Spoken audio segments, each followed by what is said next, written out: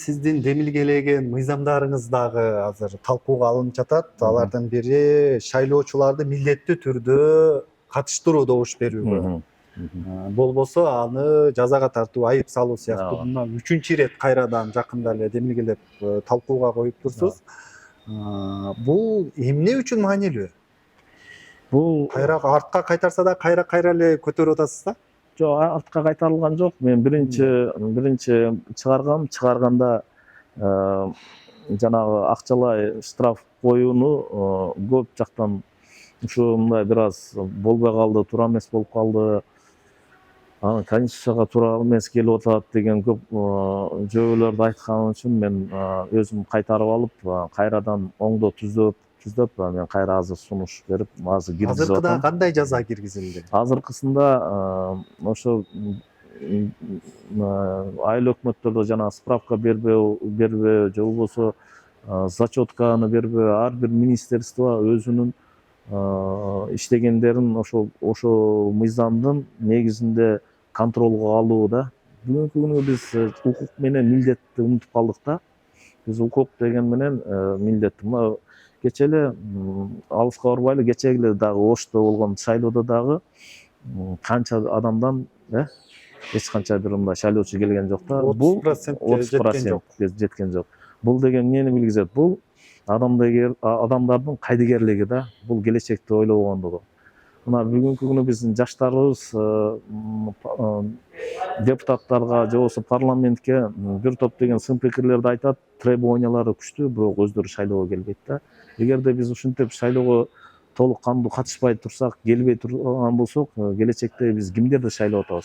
Жанагы эле коррупционерлерди, жанагы эле акчасын берип, ошо 30% же болбосо 10%, 20% өзүнүн тааныштарын алып барып шайлоого катыштырып, акча менен катыштырып, ошолор утуп кайра эле келип атат.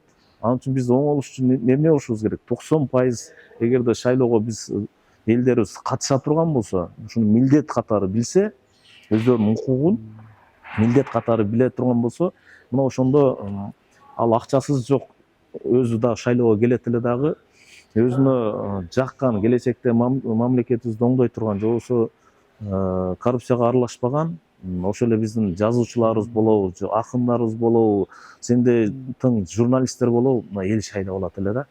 А бүгүнкү күнү акчаң жок, акча берип эле алып келип атат деп атасыз. Акча берип, ошолор алып келип, шайлоого өзүнүн тааныштарын акчасы менен катыштырып, мына ушулар утуп эле келип атат, кайра эле коррупционерлер келип атат. Аны биз кантип бөгөт коюшубуз керек? Мыйзам аркылуу коюшубуз керек. Ошондо сиздики бериле турган жаза айыл өкмөттөрдөн жанагындай маалым каттарды берип, маалым каттарды, анан министрликтер баардык кызматкерлери, мамлекет кызматкерлерди милдеттүү түрдө контролдоп, анан кийин контролдойт да өзүчү. Анан жана студенттер барбай койсо зачеткаларын киргизбей коюшу, экзаменге киргизбей. Ушундай бир чара колдонбосо, бул мындай болбой калды да. Анан мен айтып атам, дем алыш күнү, бүгүн адамдын укугу качан бузулат? Бизде базар күнү же суббота күнү болот атпайбы? Адамдар дем алыш күнү. Мен мыйзамда жумуш күнү, жума күнү, пятница күнү бир убакыт 3 саат, 4 саат убакыт берели. Жана жумушчулар дагы баары ошол жерде иштеген жеринен барып туруп, анан форма 2-ни киргизүү. Бир областтан бир областка барып, студент болсо Бишкекте окуп атса, пропискасы Баткенде болсо ал жака барбайт да. Кайсы жерде кимдин пропискасы болсо, ошо форма 2-ни кайра киргизип, ошол жерден шайлоо катышууну киргизип атабыз да. Бир топ деген жакшы эмелер да. Бул биздин келечек үчүн. Биз эртеби кеч бул нерсеге барабыз да. Бүгүнкү күнү президентибиз дагы бул мыйзамды курултайда көтөрүп айтканын угуп калдым, что жакшы буну колдош керек дегенчи.